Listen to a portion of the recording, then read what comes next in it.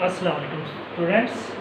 आज हम applications of lenses इसको स्टडी करेंगे और फर्स्ट एप्लीकेशन है हमारे पास कैमरा की स्टडी करेंगे हम। कैमरा में कन्वेक्स लेंस यूज़ होता है और कन्वेक्स लेंस को यूज़ करके हम फिल्म के ऊपर एक ऑब्जेक्ट का इमेज ऑब्टेन करते हैं। और ये लेंस का यूज़ है जो सबसे पहले आपको यहाँ जो मेन पॉइंट्स याद रखने हैं वो आप जो इस कैमरा के टॉपिक में बहुत इम्पोर्टेंट है वो यहाँ देखें। लाइट प्रूफ बॉक्स, ये जो पूरा बॉक्स है हमारे पास, कैमरा जो बॉक्स होता है एक्चुअली ये पूरा लाइट प्रूफ बॉक्स होता है। यहाँ इसके अंदर लाइट कहीं से भी एंटर नहीं हो सकती है, सिर्फ लाइट उसी दौरान एंटर होगी जब हम इसके बटन को क्लिक करेंगे।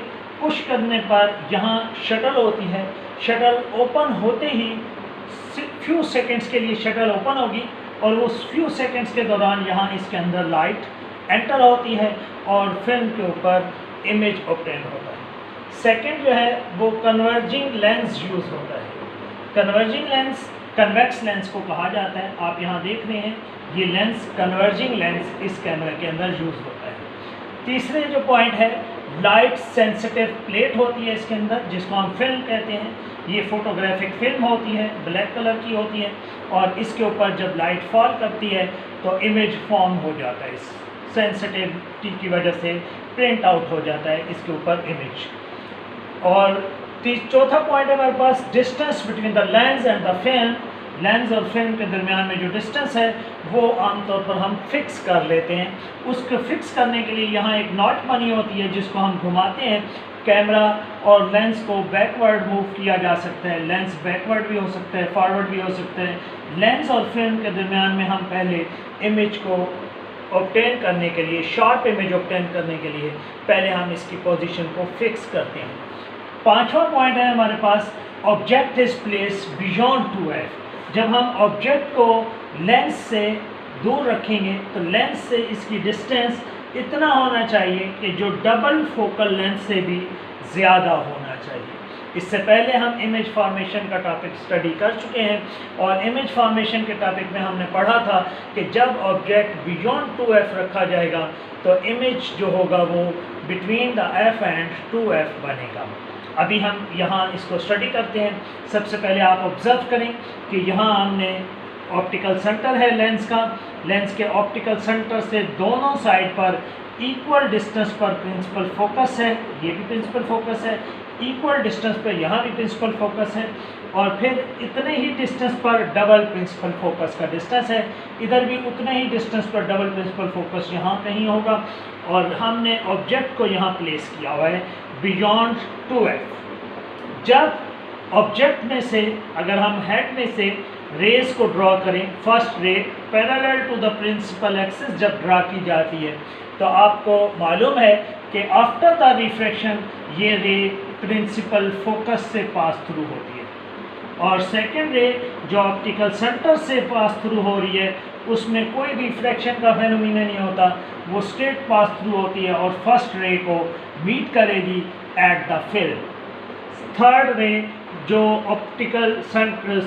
जो प्रिंसिपल फोकस से पास थ्रू होकर आ रही है लेंस पर फॉल करने के बाद parallel to the principal axis हो जाएगी और वो रे भी उन दो रेज को जिन दो रेज ने पहले इंटरसेक्ट किया था उसी पॉइंट पर जाकर इंटरसेक्ट करेंगे। इस तरह वो जो हेड वाली पोजीशन है वो हमारे पास फिल्म पर जहाँ उसका हेड बन जाएगा और टेल उसका प्रिंसिपल एक्सिस पर रखा हुआ है ऑब्जेक्ट का, तो इट मीन्स इसकी टेल प्रिंसिपल एक्सिस पर बन जाएगी। इस तरह ये जो दूर रखा हुआ ऑब्जेक्ट है उसका रियल इन्वर्टेड इमेज हमारे पास यहाँ फिल्म के ऊपर ऑब्टेन हो जाएगा। और ये इमेज ऑब्टेन करने के लिए हम यहाँ बटन को प्रेस करेंगे।